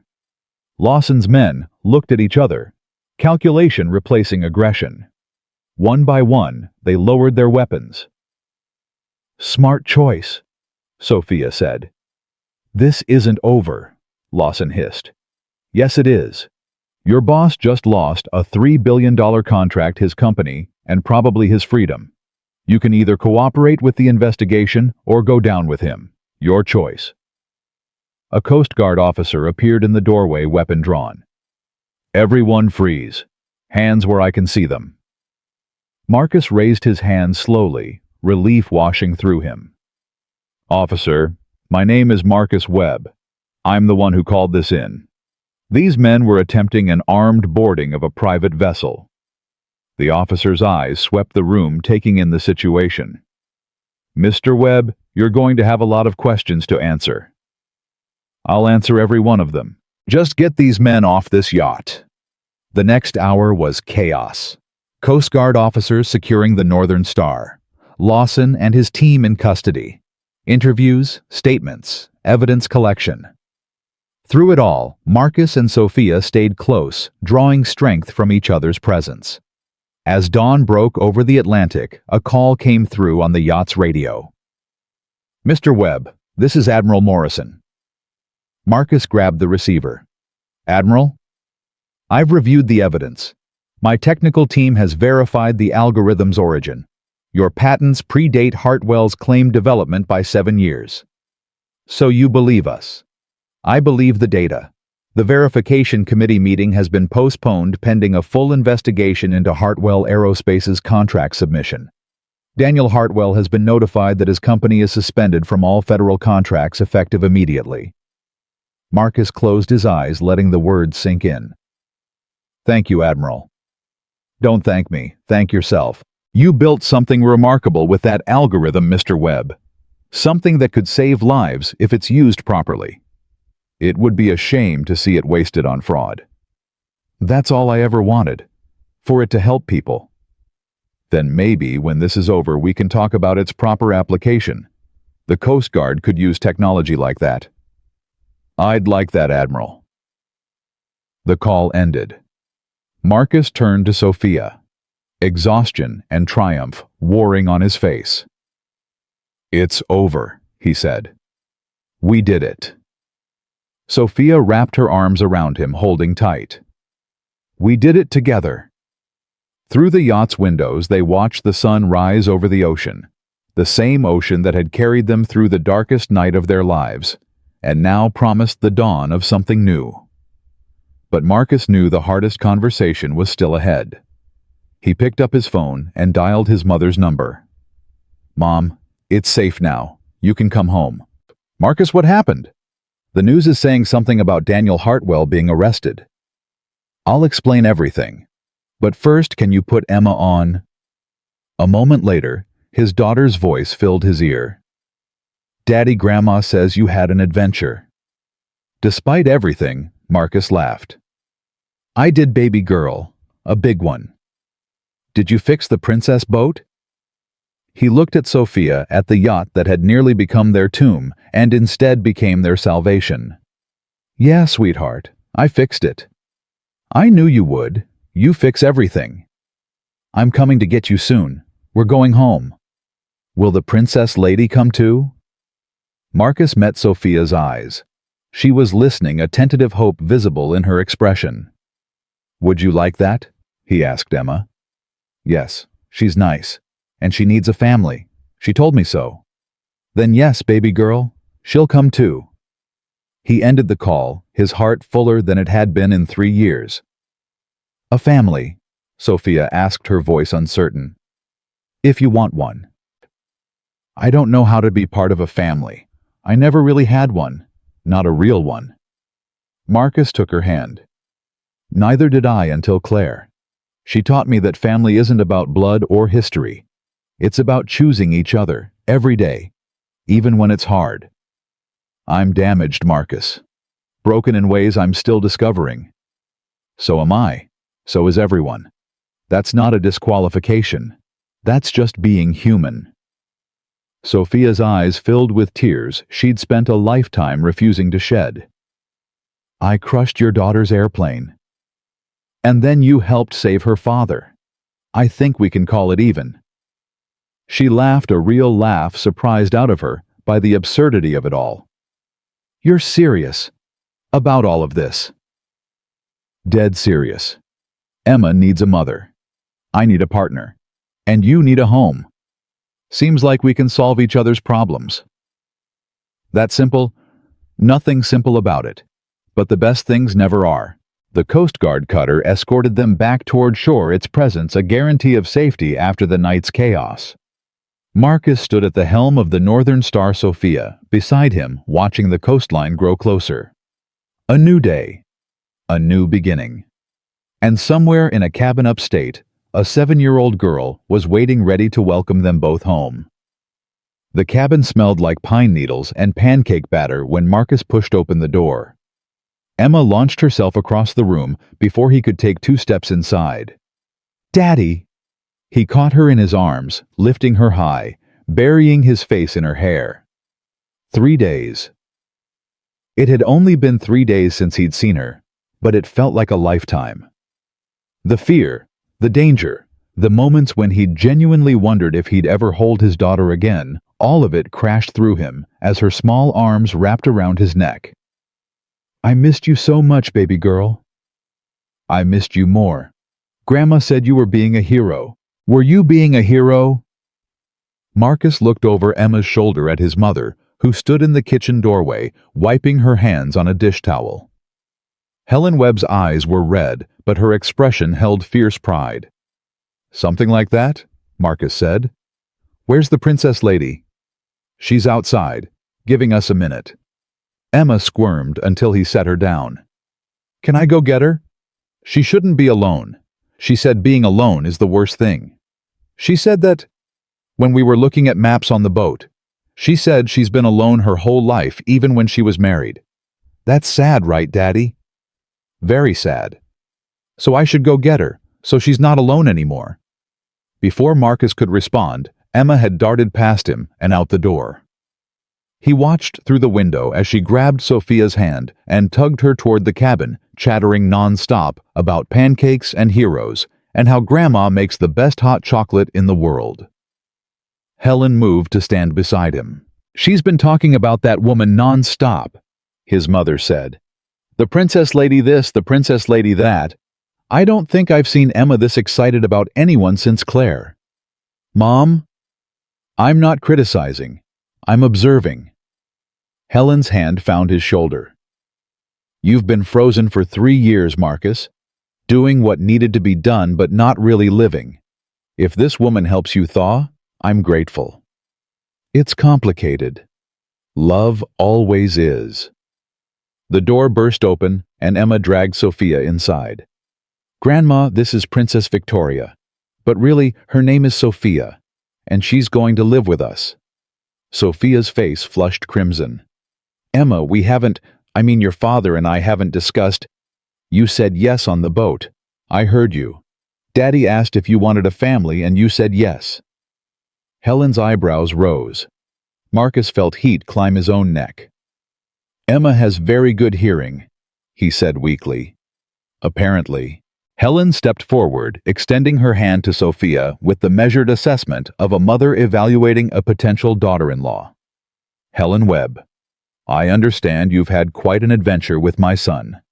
Sophia shook her hand firmly. "Mrs. Webb, your son saved my life. Several times, actually. He has a habit of fixing things that seem beyond repair. Gets it from his father." Helen's expression softened slightly. "You look exhausted, both of you. When did you last sleep?" Marcus tried to remember. "I'm not sure. 2 days ago." "Then you'll eat and then you'll rest. Questions and explanations can wait." "Mom, the FBI wants to interview us tomorrow. The Navy is sending investigators. There's going to be a congressional hearing. And all of that will still be there after you've slept. You're no good to anyone running on empty." Helen turned to Emma. "Help me set the table, sweetheart. 4 places." 4. "Your daddy, you, me, and our guest." Emma beamed. "See, Grandma likes you too." Sophia looked at Marcus helplessly. He shrugged. "Welcome to the Webb family. We're not big on boundaries." Breakfast was surreal. Pancakes and bacon and fresh squeezed orange juice eaten around a worn wooden table while Emma described every detail of her time at the cabin. The deer she'd seen, the stars that were brighter here than at home, the story Grandma told about Daddy when he was little, and built a rocket that crashed into the neighbor's chicken coop. "He was always building things," Helen said, smiling at the memory. "Couldn't walk past a broken toaster without trying to fix it. Drove his father crazy." "What about Thomas?" Sophia asked. "Was he the same?" The table went quiet. Emma looked confused. Helen's expression flickered with old grief. "Thomas was different," Marcus said finally. "He wanted to fly things, not build them. Said the sky was wasted on people who just looked at it. He was Coast Guard, Helen added. Helicopter pilot. Rescue missions. He saved 43 lives before... She stopped, unable to continue. Before the crash, Marcus finished. Navigation failure in a storm. The technology that could have saved him didn't exist. So I built it. Atlas, Sophia said softly. Named after the Titan who held up the sky. Thomas would have laughed at that. He hated Greek mythology. Said it was just fancy stories for people who didn't understand science. Emma had been following the conversation with increasing confusion. Daddy, who's Thomas? Marcus took a breath. This was a conversation he'd been avoiding for years, waiting until Emma was old enough to understand. Maybe she still wasn't. But after everything they'd been through, secrets felt like a luxury they could no longer afford. Thomas was my brother, baby girl, your uncle. He died before you were born. Like Mommy.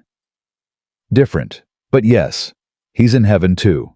Emma processed this with the serious consideration she gave to all important matters. Does that mean I have an uncle angel and a mommy angel watching me? I think so. Yes. That's a lot of angels. No wonder nothing bad happened to us. Out of the mouths of babes, Marcus thought. He reached across the table and squeezed his daughter's hand. That's exactly right, sweetheart. After breakfast, Helen shooed them toward the bedrooms, with instructions to sleep until dinner. Emma insisted on showing Sophia her temporary room first, dragging her down the hallway to display the various treasures she'd collected. Interesting rocks, a bird feather, a pine cone that looked like a tiny owl. Marcus watched them go, something loosening in his chest. She's good with Emma, Helen observed. Better than she thinks. She keeps saying she doesn't know how to be part of a family. Nobody does at first. We all learn as we go. Helen began clearing the dishes. She's wounded, that one. You can see it in her eyes. 8 years married to a monster that leaves marks. I know. Do you? Because wounded people can wound others without meaning to, and Emma's been through enough. So has Sophia. Maybe that's why they understand each other. Helen considered this, then nodded slowly. Claire would approve. She always said you needed someone who could match you. Someone who wouldn't let you disappear into your work and forget to live. Claire said that many times, especially toward the end. Helen's voice caught. She made me promise to tell you when you were ready. She didn't want you spending the rest of your life as her memorial. She wanted you to be happy. Marcus leaned against the counter, the weight of those words settling over him. I don't know if I remember how. Then learn. That's what living is, learning how to be happy again after life tries to teach you otherwise. He slept for 12 hours straight. When he woke, the cabin was quiet except for voices drifting from the kitchen. Emma's high chatter, Sophia's lower responses. Helen's occasional interjection, the sounds of women comfortable in each other's company. Marcus lay in bed for a long moment listening. This was what he'd been missing.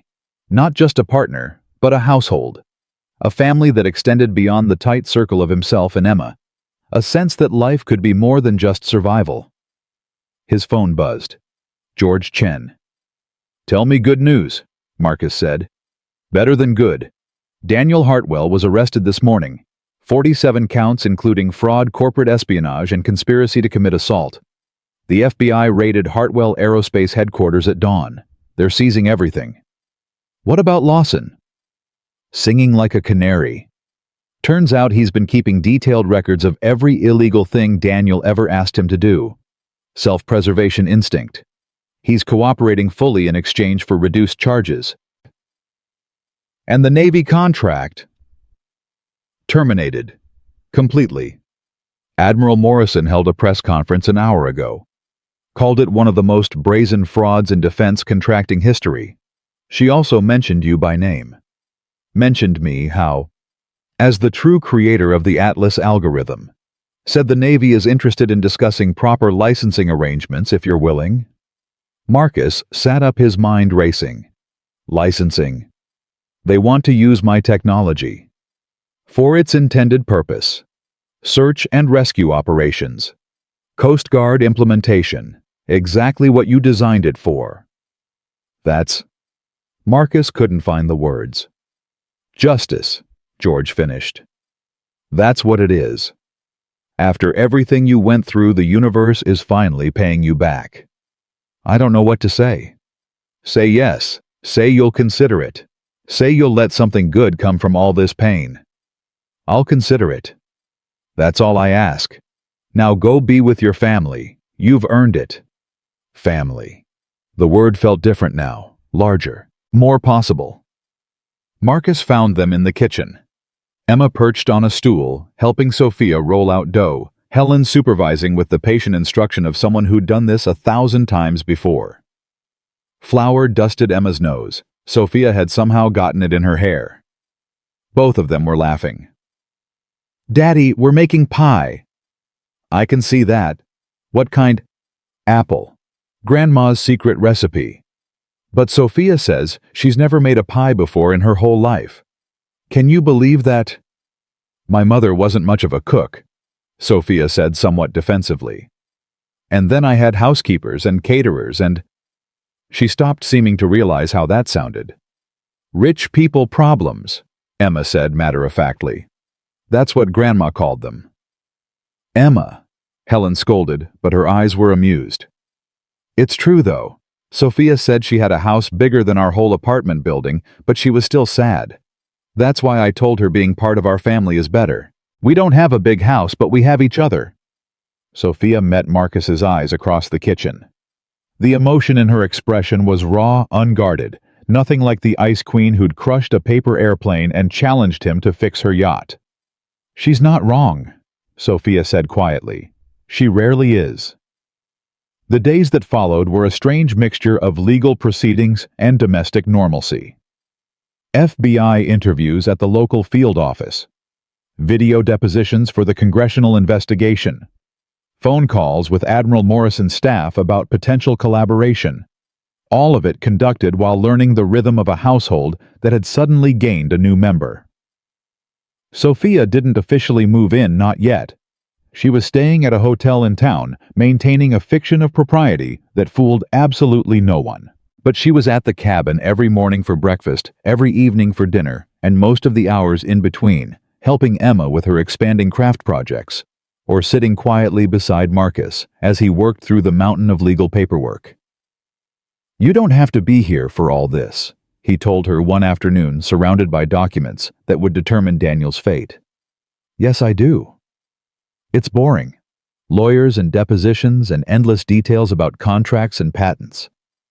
It's important. It's justice. And I need to see it through. She reached across the table and took his hand. I was his victim too, Marcus. Not just his ex-wife. Not just someone he used. He stole 8 years of my life. He made me believe I was loved when I was just being managed. I need to see this end. Properly. Completely. Marcus understood. Closure wasn't just about punishing Daniel, it was about freeing themselves from his shadow. The trial could take years. Then we'll wait years. And in the meantime, Sophia's expression softened. In the meantime, I learned to make pie. I help Emma with her homework. I figure out how to be part of something instead of always standing apart. She squeezed his hand. I learned to be happy, if you'll teach me. I'm still figuring it out myself. Then we'll learn together. 2 weeks after their return to Crescent Cove, Rachel Torres called. Mr. Webb, this is Rachel from SkyTech. Marcus almost dropped his phone.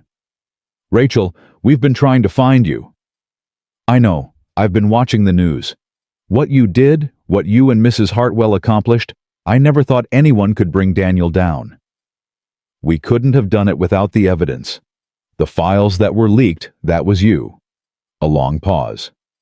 Not directly, but I pointed certain people in the right direction. People inside Hartwell who shared my concerns. Sarah Chen. Among others. There were more of us than Daniel realized. People who knew what he was doing was wrong, but were too afraid to act alone. Sarah disappeared after the files were broadcast. Daniel's people. She's safe. I helped her get out. She's in Canada with me now. Relief washed through Marcus. Can you testify at the trial? Your evidence would be crucial. That's why I'm calling.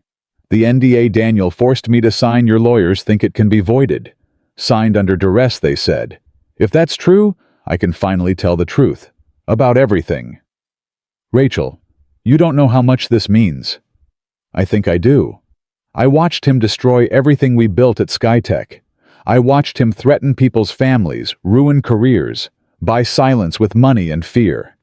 I've been living with that for 3 years. Hiding. Staying quiet. Letting him win. Her voice hardened. Not anymore. If you and your brave ex-wife can stand up to him, so can I. She's not my ex-wife. I mean... Marcus stumbled over the words. We weren't married. Then what is she to you? Marcus looked across the room to where Sophia sat with Emma. The two of them bent over a puzzle that had been consuming their attention for days. She's my future, he said simply. Rachel's laugh was warm. Good for you, Marcus. Good for all of you. I'll be in touch with the lawyers. And Marcus. Yes, Thomas would be proud. What you built with Atlas, what it's going to become, that's his legacy too. The technology that saves lives. Exactly what he died trying to do. The call ended, leaving Marcus staring at his phone with tears he didn't bother hiding. Sophia looked up, her expression shifting to concern. What is it? What's wrong? Nothing's wrong. He crossed the room and pulled her to her feet, wrapping his arms around her. Everything's finally right.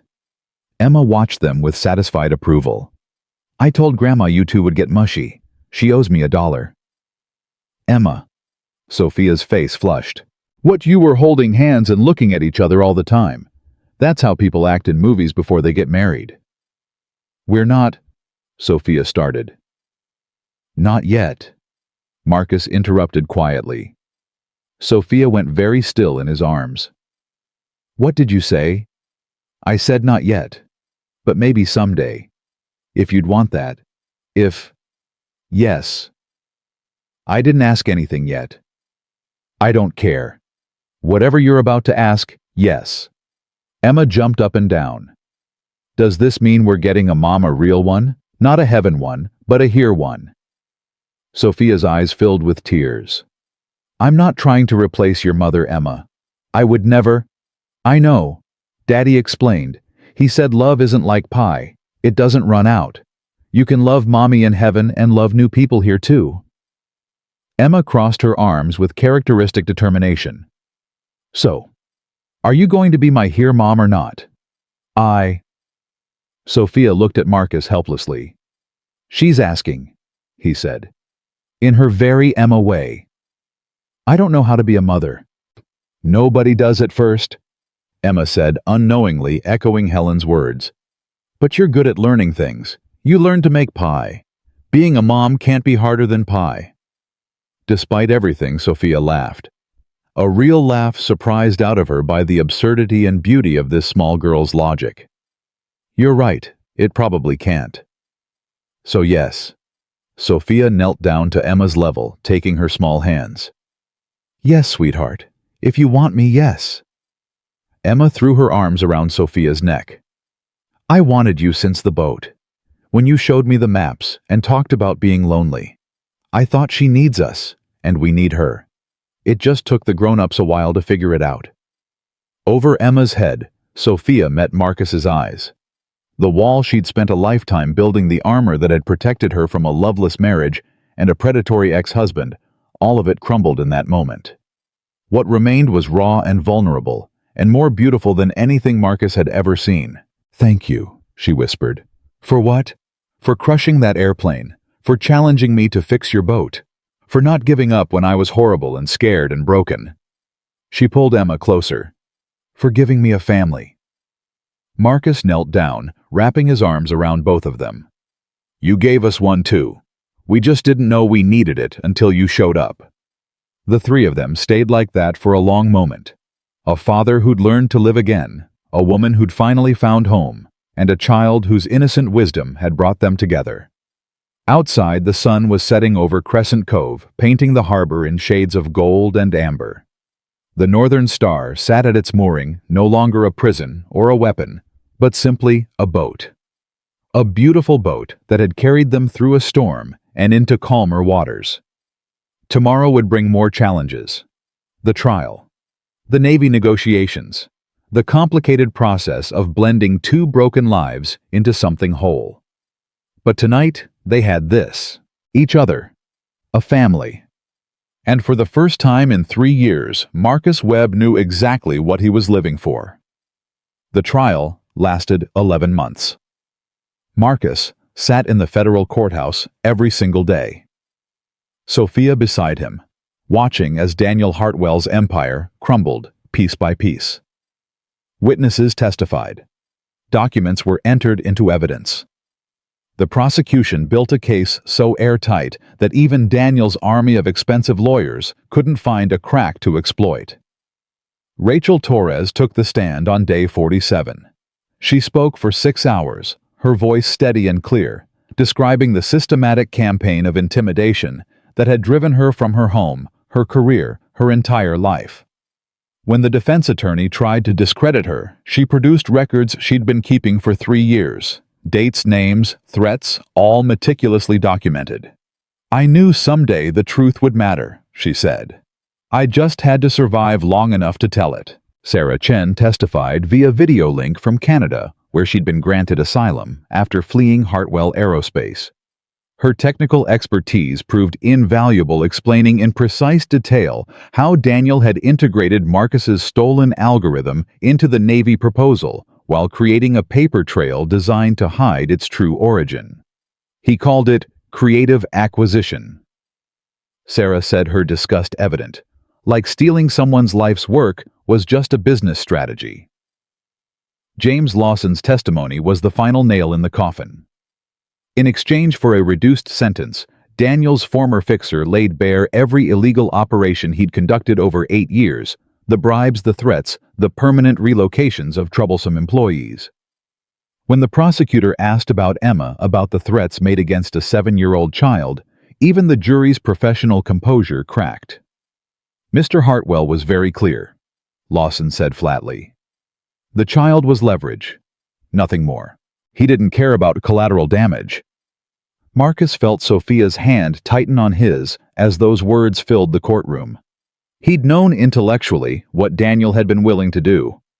Hearing it stated so casually, so matter-of-factly, made it real in a way that still had the power to terrify him. Daniel Hartwell himself never testified. His lawyers advised against it, correctly recognizing that his arrogance would do more harm than good. He sat through the proceedings with a blank expression, occasionally conferring with his legal team, showing no remorse for anything he'd done. The verdict came on a Thursday afternoon. Guilty on all counts. The courtroom erupted. Reporters rushed for the exits, desperate to be first with the story. Daniel's lawyers immediately announced plans to appeal, plans everyone knew were futile. Marcus didn't move. He sat in silence, letting the reality wash over him. It was over. After everything, the threats, the chase, the night they'd nearly died on the Northern Star, it was finally over. Sophia was crying quietly beside him. "Hey!" He turned to face her, wiping her tears with his thumb. "It's done." "I know, She shook her head. 8 years, Marcus. 8 years I was married to that man, slept in the same bed, attended his events, defended him to people who warned me something was wrong." Her voice broke. "How did I not see it?" "Because he didn't want you to see it. Because he spent millions of dollars and countless hours making sure no one saw it. This isn't your failure, Sophia. It's his." "I feel like such a fool." "You're not a fool. You're the woman who helped bring him down. You risked everything, your safety, your reputation, your life, to make sure he faced justice. That's not foolishness. That's courage." She leaned into him, and he held her while the courtroom emptied around them. "What happens now?" she asked. "Sentencing is in 6 weeks. The prosecutor thinks he'll get 30 years minimum. And after that, Marcus considered the question.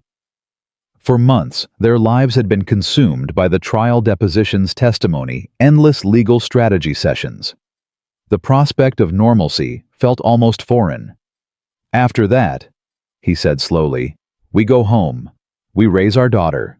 We figure out what comes next. Our daughter. Sophia smiled through her tears. I still can't believe that's real. Believe it. Emma has already planned your entire wedding. I saw the drawings. Drawings. Detailed drawings, with labels. Apparently you're wearing a dress made entirely of flowers, and there will be dolphins. Dolphins. She's very committed to the dolphins. Despite everything, Sophia laughed. It was a sound Marcus had come to treasure, evidence that the woman who'd arrived in Crescent Cove, frozen and defensive, had finally learned to thaw. I love her so much it terrifies me, Sophia admitted. I know the feeling. What if I mess this up? What if I'm not the mother she deserves? You're already the mother she deserves. You've been that since the day you showed her those maps and told her about being lonely. She knew you needed each other before any of us figured it out. She's smarter than all of us combined. Definitely. I blame Claire. Emma got her brains from her mother.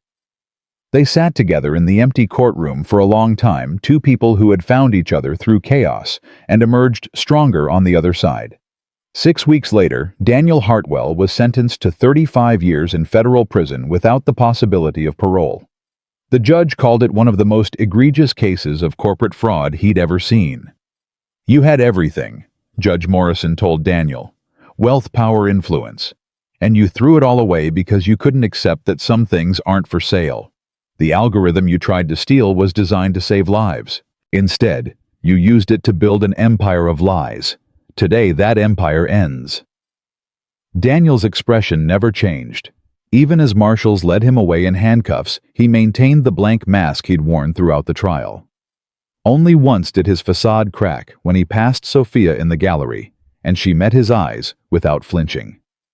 You'll regret this, he said quietly. No, Daniel. I really won't. The doors closed behind him, and Sophia released a breath she felt like she'd been holding for a decade. It's over, Marcus said. It's over. They walked out of the courthouse into bright sunlight, where Mike Brennan and Helen Webb waited with Emma between them. The little girl broke free and ran toward them, launching herself into Sophia's arms. Did the bad man go to jail? Yes, sweetheart. For a very long time. Good. He was mean. Mean people should go to jail. Emma pulled back, her expression suddenly serious. Now can we have the wedding you promised after the bad man went away? We could have the wedding. Sophia looked at Marcus helplessly. She's been asking every day, Helen said. The dolphin situation has escalated. She now wants a dolphin to carry the rings. A live dolphin? She's negotiable on that point. A dolphin-shaped pillow might suffice. Marcus knelt down to Emma's level. Baby girl weddings take time to plan. There's a lot of details, and I already planned it. I know, but I made a book. Emma produced a worn notebook from her backpack. See, page 1 is the flowers. Page 2 is the food. Page 3 is the dolphins. Page 4 is the dancing. Page 5 is the cake. I've been working on it for months. Marcus flipped through the notebook. It was indeed a comprehensive wedding plan rendered in crayon and colored pencil. There were guest lists, mostly Emma's classmates, and various sea creatures menu options. Pizza and cake, obviously, and an elaborate seating chart that placed Emma directly between the bride and groom. This is very thorough, he said. I know. Mrs. Patterson helped with the spelling. Your teacher helped you plan our wedding. She said it was a good project for practicing organization skills. Emma beamed proudly. I got an A. Sophia took the notebook, studying Emma's careful work.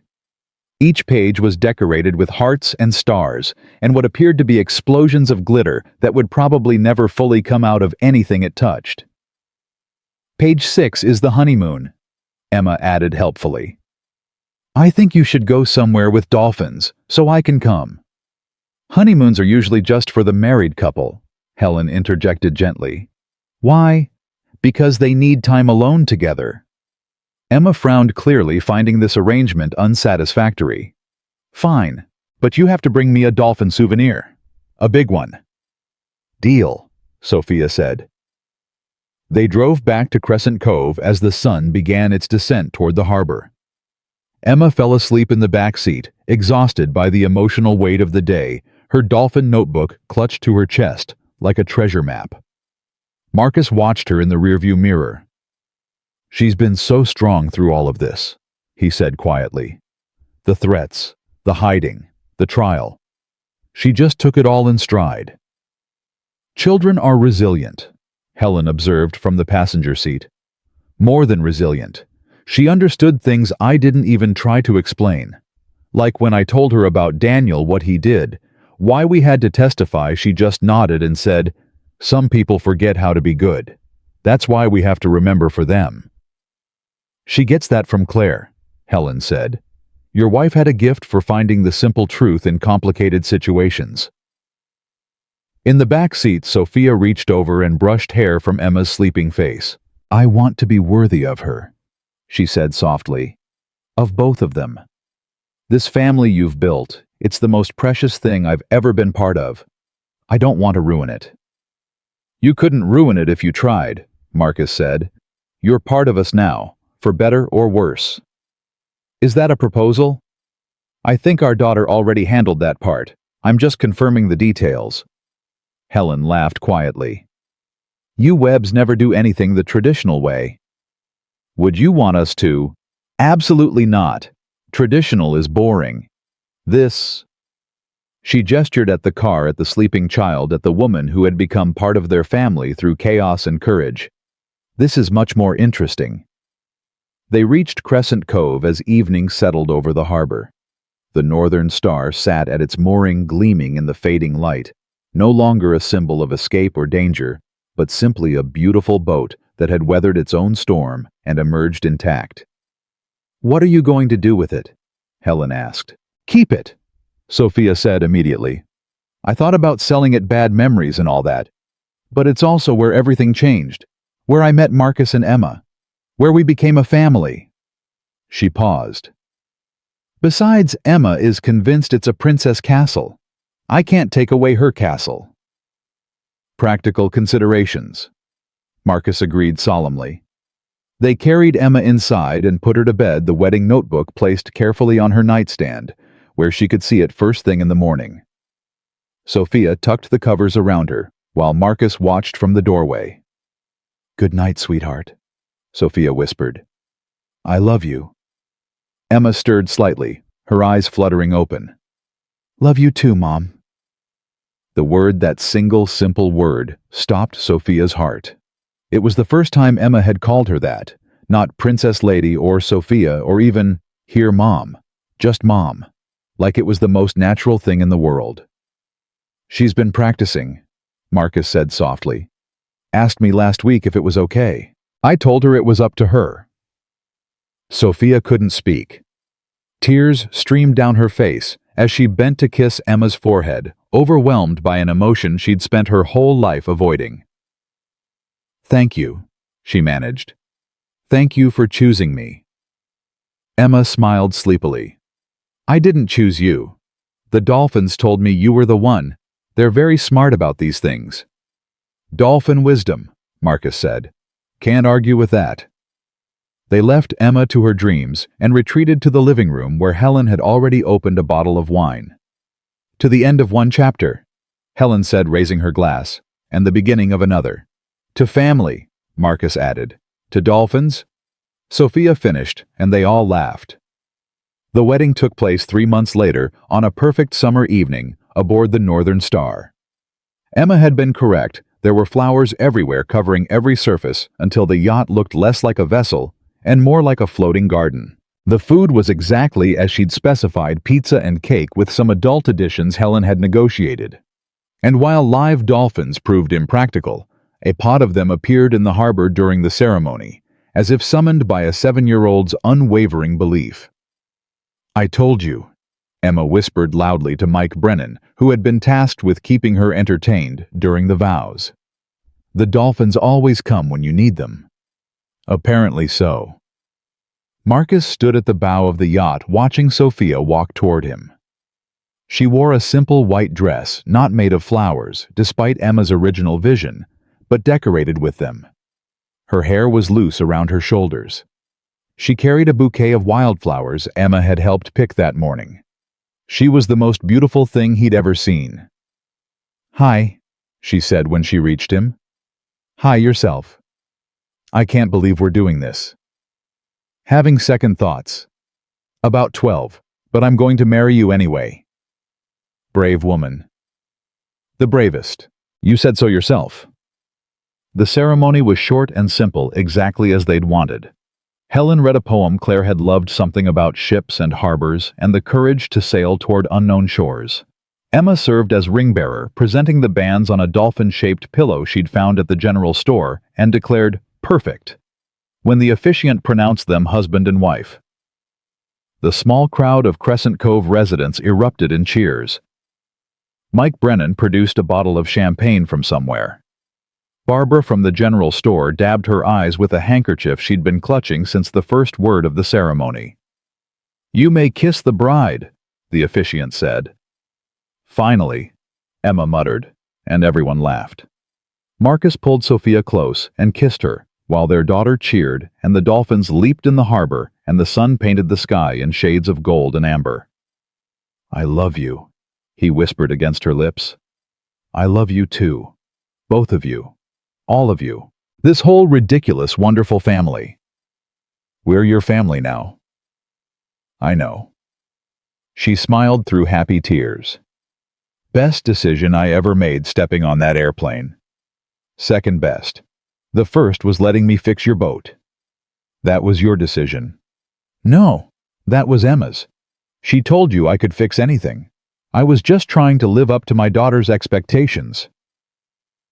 They danced on the deck until the stars came out, Emma twirling between them, Helen watching from a comfortable chair with a glass of champagne and a satisfied smile. Mike Brennan told stories about Marcus's younger days that made Sophia laugh until she cried. Captain Miller, whose boat Marcus had fixed years ago, played guitar and sang old sea shanties that had everyone joining in on the choruses. It was perfect. Not elegant or expensive or any of the things Sophia's first wedding had been. But it was real. It was theirs. And it was everything. Later, after the guests had departed and Emma had been tucked into bed in the yacht's cabin, Marcus and Sophia stood at the rail watching the lights of Crescent Cove twinkle in the distance. "A year ago, I was alone on this boat running from everything I'd ever known," Sophia said. "I thought my life was over. I thought I'd never feel anything real again. And now I can't imagine my life without you, either of you." She leaned against him, her head on his shoulder. "I was so broken, Marcus. So convinced that love was just another transaction. A deal people made when it benefited them. What changed? You did. Emma did. This whole town that took me in, even though I'd done nothing to deserve it." She was quiet for a moment. "And Claire? Claire, she's everywhere in this family. In the way Emma laughs. In the music box that plays every night. In the way you look at the ocean when you think no one's watching." Sophia turned to face him. "I used to be jealous of that. How could I compete with a memory? But then I realized I don't have to compete. She's part of us, part of this. She wanted you to be happy. She wanted Emma to have a mother. In a way, she brought me here." Marcus felt his throat tighten. "She would have liked you." "You've said that before?" "Because it's true. She would have seen right through your walls just like Emma did. She would have recognized a kindred spirit. Someone broken trying to heal. Someone strong enough to keep trying. That's what Claire valued most. Not perfection. Persistence." They stayed on the deck until the moon rose high over the harbor, two people who had found each other through tragedy and emerged with something worth fighting for. A year later, Admiral Morrison called with news that would change everything again. Mr. Webb, the Atlas program has been approved for full implementation. The Coast Guard is integrating it into their entire search and rescue fleet. Conservative estimates suggest it will save at least 50 lives in the first year alone. Marcus had to sit down. 50 lives. At minimum, your algorithm predicts storm patterns, navigation failures, distress scenarios. It gives our crews the information they need to reach people in time. It's exactly what you designed it for. It's what Thomas would have wanted. I know. We're naming the program after him, the Thomas Webb Search and Rescue Initiative, if that's acceptable to you. Marcus couldn't speak for a long moment. That's yes, more than acceptable. He would have... He broke off, overcome. Your brother was a hero, Mr. Webb. He gave his life trying to save others. Now, because of you, his legacy will save thousands more. That's something to be proud of. After the call ended, Marcus sat alone in his workshop. The same workshop where he'd hidden from his past, where he'd pretended to be ordinary, where he'd tried to convince himself that his gifts didn't matter. He looked at the photograph of Claire still tucked into the corner of the pegboard. "We did it, sweetheart," he whispered. "Thomas gets his memorial. And I finally stopped running." Sophia found him there an hour later, tear tracks on his face, but peace in his eyes. "Emma's looking for you," she said. "She wants to show you something." "What?"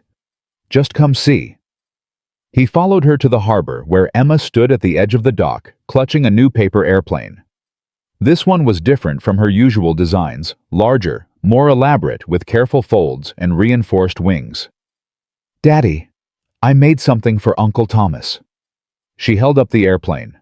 Written on its wing in her careful handwriting, "For Thomas, from your family." "I thought we could fly it for him," Emma explained. "Mrs. Patterson said when people go to heaven, you can send them messages. This is my message, so he knows we remember him." Marcus knelt down, pulling his daughter close. "That's beautiful, baby girl. Will you help me fly it?" "Of course." They stood together at the end of the dock, Marcus, Sophia, and Emma, as the little girl pulled back her arm and launched the airplane into the wind. It caught the breeze perfectly, soaring up and out over the water, higher than any paper airplane had a right to fly. Emma watched it climb until it disappeared into the blue. "Do you think he got it?"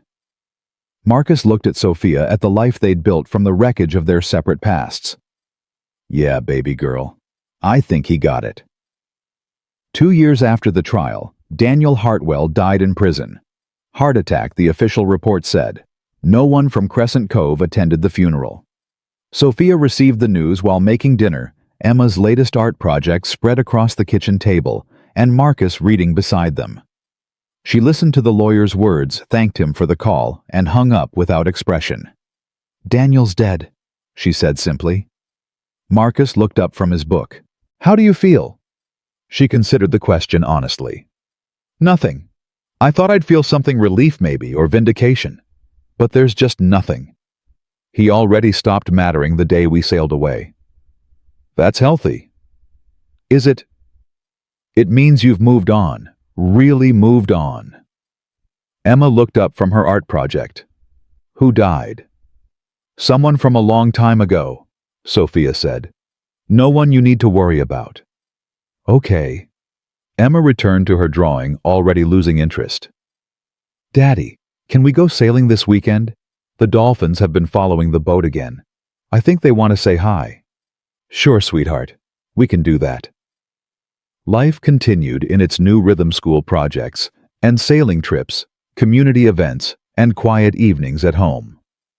The Northern Star became a regular presence in Crescent Cove's harbor, no longer the mysterious yacht of a troubled billionaire's ex-wife, but simply the Webb family boat. Marcus returned to his workshop, but differently now. He still fixed boat motors and generators, still helped neighbors with stubborn engines and broken equipment. But he also consulted with the Coast Guard, refining the Atlas program, making it better with each iteration. "You don't have to keep fixing toasters," Sophia pointed out one evening. "You could work on Atlas full-time. Make real money." "I like fixing toasters." "Why?" Because they're simple. Because when they're done, they're done. Because sometimes a man needs to know he can still do something useful with his hands, even when his mind is changing the world. Especially then. Keeps me grounded. Reminds me what matters. And what matters, Mr. Webb? Marcus looked around their small apartment above the workshop. At the furniture Claire had picked out years ago. At the new photographs Sophia had added their wedding. Emma's school pictures, moments from a life still being built. At the easel in the corner, where Emma had started painting, just like her mother. This, he said, right here. Everything else is just noise. Emma turned 9 on a sunny day in May. Her party was held on the Northern Star, surrounded by classmates and dolphins, the real ones this time, who appeared as if on cue, much to everyone's amazement. "I told you," Emma said to anyone who would listen. "They're my friends." Later, after the guests had departed and cake crumbs covered every surface, Emma found Sophia sitting alone on the deck. "Mom, are you okay?" Sophia smiled at the word. 2 years in, and it still made her heart swell. "Just thinking." "About what?" "About how different my life is now. About how scared I was when I first came here." "You were scared." "Terrified. I'd lost everything I thought mattered, and I didn't know who I was without it." Emma sat down beside her, leaning against her shoulder. "Daddy says you were like a boat without an anchor, all floaty and lost." "That's very poetic." "He's poetic sometimes. When he talks about mommy or you or important things." Emma was quiet for a moment. "I'm glad the dolphins brought you to us." "The dolphins? They live in the harbor. They see everyone who comes and goes. I think they knew you needed a family, so they made sure your boat broke in exactly the right place." Sophia laughed softly. "Dolphin intervention. That's a new theory." "It's not a theory. It's facts." Emma spoke with the absolute certainty of childhood. "The dolphins are very smart. They know things people don't. And what do they know about us? That we belong together. That we're going to be happy for a very long time. That someday I'll have a little brother or sister and they'll love dolphins too." Sophia's breath caught. "A brother or sister?" "The dolphins said so. But not yet. They said you and Daddy need more time first." "Very considerate dolphins. The most considerate." Marcus found them like that an hour later, sitting side by side in comfortable silence, watching the stars appear over the water. "Room for one more, always." He settled beside them, his arm around Sophia, Emma tucked between them. 9 years old, he said. "When did that happen?" "While you were fixing things," Emma replied. "I grew up when you weren't looking." "Stay small a little longer, please." "I'll try, but I can't promise." They sat together as night fell over Crescent Cove, a family forged from broken pieces and rebuilt into something stronger. Marcus thought about Thomas, whose death had started him on this path. About Claire, whose love had shaped him into the man he'd become. About Emma, who carried the best of both of them into a future he wouldn't get to see. And about Sophia, who had crashed into his life like a storm and stayed to help him rebuild.